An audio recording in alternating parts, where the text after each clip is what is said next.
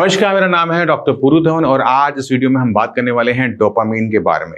Dopamine को समझने की कोशिश करेंगे, क्यों इसकी कमी से हमें पार्किंसन होता है, क्यों हमारे हाथ पैर कांपना शुरू होते हैं और डोपामिन हमारे शरीर में और क्या क्या अच्छा करता है, ये समझने की हम कोशिश करेंगे। तो डोपामिन हमारे ब्रेन में निकलता है और ऑलमोस्ट हर टाइम निकलता रहता है, मगर ये हमें खुश रखने वाला हार्मोन भी है। वो केमिकल है जो हमें खुशियां महसूस करवाता है। यानी जब हम किसी बच्चे को देखते हैं या फिर हम नेचर के बीच में जाते हैं या फिर हम कोई कॉमेडी शो देख रहे होते हैं, जो हमें खुशी महसूस हो रही होती है वो इस डोपामिन के सर्च की वजह से हो रही होती है। यानी जब डोपामिन का लेवल एकदम तेजी से बढ़ता है तब हमें खुशी महसूस होती है। तो आपने कुछ लोगों को देखा होगा, बहुत सैड रहते हैं, डिप्रेसिव बातें करते हैं, उनके अंदर हमें क्या देखने को मिलता है, उनके ब्रेन के अंदर में डोपामिन की कमी देखने को मिलती है। इसी वजह से कोई चीज अच्छी भी हो रही है ना, उसे वो अच्छा महसूस नहीं कर पा रहे होते। अब ये केमिकल इतना जरूरी है, अब आप समझ गए।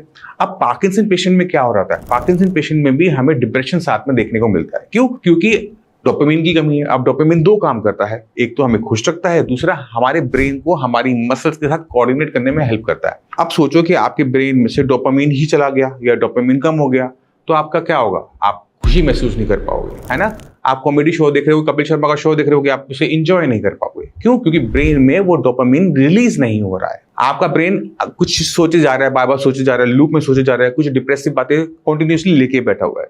तो आपके आसपास कुछ अच्छा भी हो रहा है तो आप उसको फील नहीं कर पा रहे। तो हमने करना क्या है, हमने अपनी बॉडी के अंदर इस डोपामिन के रिलीज को बढ़ाना है। अब डोपामिन का रिलीज जो होता है वो कब बढ़ता है, जब हम खुश होते हैं।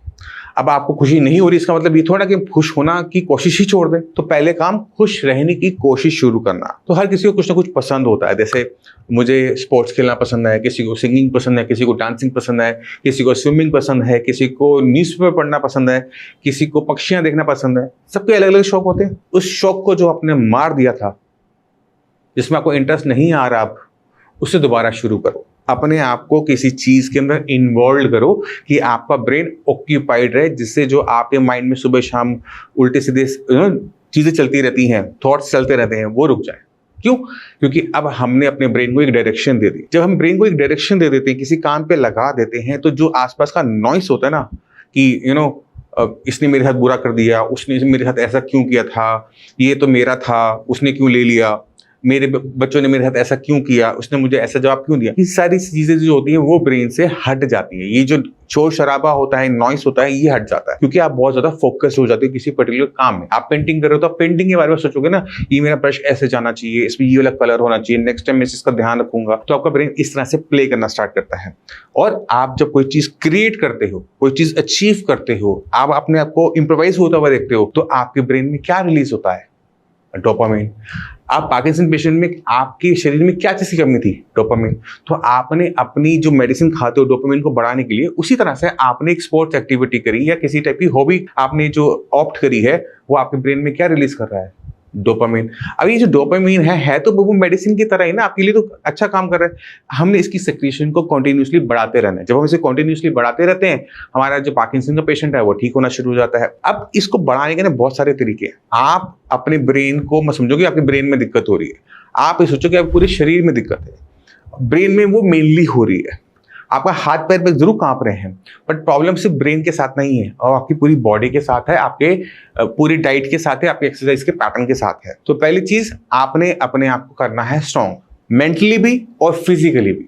एक स्ट्रॉन्ग माइंड एक स्ट्रॉन्ग बॉडी के अंदर रहता है, एक स्ट्रॉन्ग माइंड एक वीक बॉडी के अंदर नहीं रह सकता। आपकी अगर बॉडी स्ट्रॉन्ग है, ब्रेन वीक है, ऐसा भी देखने को नहीं मिलता। तो हमने दोनों को स्ट्रॉन्ग करना है। तो पहली चीज, आपने आज एक शपथ लेनी है कि मुझे आज अपनी पार्किंसन को खत्म करना है, आज से मुझे अपने अंदर बदलाव लेकर आना है।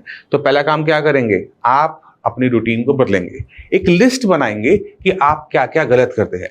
जैसे मैं एक्सरसाइज नहीं करता, मुझे तला हुआ खाना पसंद है, मेरा मीठे पे हाथ नहीं रुकता, मैं लोगों से बात करना पसंद नहीं करता, मुझे पूरे दिन न्यूज़ पे देखना पसंद आता है, मेरे जो आपके घर वाले आपको कंप्लेंट कर रहे होते हैं ना, इसको छोड़ दो, उसको भी इस लिस्ट में लिखो। अब एक एक आपने क्या करना है, इस लिस्ट को आपने खत्म करना है। अगर आपने लिखा है कि मैं एक्सरसाइज नहीं करता, उठो एक्सरसाइज पे चलो।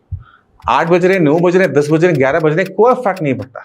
अगर आपके पास चलने की जगह है, आपकी कॉलोनी में, आपके सोसाइटी में, आपके घर के पार्क में, आप निकलना शुरू करो। आप निकलोगे, 4 लोग मिलेंगे, दुख बांटोगे, दुख कम होगा और आपकी प्रॉब्लम सॉल्व होनी शुरू होगी। इसी तरह से अब गर्मी बहुत है, गर्मी का मौसम शुरू हो गया है, अप्रैल आ गया है और गर्मी पीक पे आ रही है। अब हम क्या करेंगे, अब हम कोई इंडोर एक्टिविटी भी ढूंढ लेंगे दोपहर के टाइम में, सिंगिंग हो गई, डांसिंग हो गई, जो आप इंडोर भी कर सको। तो अपने आप को फुली ऑक्यूपाइड रखो। जिन लोगों के पास काम है, पूरे दिन काम करते हैं, उनको मॉर्निंग और इवनिंग में करना चाहिए। और जिन लोगों के पास काम नहीं है, जो रिटायर्ड हो चुके हैं, उनको अपने आप को इंगेज रखने के लिए किसी न किसी एक्टिविटी में जाना चाहिए और अपने पूरे दिन की एक रूटीन बनानी चाहिए कि सुबह उठूंगा, मार्केट जाऊंगा, सब्जियां लेकर आऊंगा, फिर अपनी वाली एक्टिविटी हॉबी करूंगा, उसके बाद मैं खाना खाऊंगा, थोड़ी देर सोऊंगा, फिर शाम को उठूंगा, दूध लेने जाऊंगा, दोस्तों से मिलने पार्क जाऊंगा, फिर स्पोर्ट्स खेलने जाऊंगा, फिर मैं आकर सो जाऊंगा। कुछ इस तरह की आपको अपनी पूरी दिन की रूटीन आप बनाना शुरू कर दोगे तो क्या होगा, आपके ब्रेन के अंदर जो डोपामाइन का जो सर्ज है वो आपको नेचुरल तरीके से मिलना शुरू हो जाएगा। उसके लिए जो आपकी डिपेंडेंसी मेडिसिन पे है वो खत्म होनी शुरू हो जाएगी। अब हमारे ब्रेन को कुछ मेडिसिन की भी जरूरत है, तो मेडिसिन कुछ ऐसी नहीं चाहिए जो हमारे ब्रेन के अंदर न्यूरोप्लास्टिसिटी कर सके। अब होता ही है कि हमारे जो ब्रेन के सेल है ना, जब हम पैदा होते हैं जितने थे वो और नहीं बढ़ पाते। यानी अगर जब मैं पैदा हुआ था, मेरे ब्रेन के अंदर 1 करोड़ ब्रेन के सेल थे, तो वो 1 करोड़ 1 नहीं हो सकते, यानी वो बढ़ नहीं सकते मात्रा के अंदर, संख्या के अंदर। तो वो क्या करते हैं, वो अपनी लेंथ में बड़े हो रहे होते हैं। और हमारा ब्रेन ना कुछ भी सीखने के लिए हमेशा रेडी रहता है। जरूरत क्या है, हमें सिखाना है। तो हम क्या करते हैं, हम उस फैक्टर जो हमारे ब्रेन को सीखना सिखाता है उस फैक्टर पर काम कर रहे होते हैं, और वो है न्यूरोप्लास्टिसिटी। ब्रेन में जितनी न्यूरोप्लास्टिसिटी होगी, हमारे ब्रेन के सेल उतने स्ट्रांग होंगे और उतनी अच्छी कैपेबिलिटीज हमारी बॉडी के अंदर आएगी। चाहे वो आपका गुस्सा ही क्यों ना हो, उसे कंट्रोल करना हो, चाहे वो आपकी एक्सरसाइज के लिए स्टैमिना हो, वो सब कुछ आपको न्यूरोप्लास्टिसिटी से बहुत हेल्पफुल होता है। इसके लिए हम रिकमेंड करते हैं, जो ट्रीटमेंट करते हैं उसको आप एक बार ट्राई कर सकते हैं। अगर अपनी बॉडी के अंदर आप चेंजेस लेकर आते हैं तो ब्रेन के अंदर चेंजेस ऑटोमेटिक तरीके से आने शुरू हो जाते हैं। दोनों को साथ रखना है, दोनों को अलग नहीं करना। खाने पीने पर ध्यान रखना है, एक्सरसाइज पर ध्यान रखना है, और जो चीज आपको अभी पसंद नहीं आ रही उसे आप करना शुरू करो, आपको धीरे धीरे आनी शुरू हो जाएगी। बस आपको ये पता होना चाहिए कि वो मेरे लिए सही है। अगर आप इसे कर लेते हो, आप मुझे फिर 2 महीने बाद इसी वीडियो पे कमेंट करके बताना कि आपके लिए कितना वो बेनिफिशियल रहा।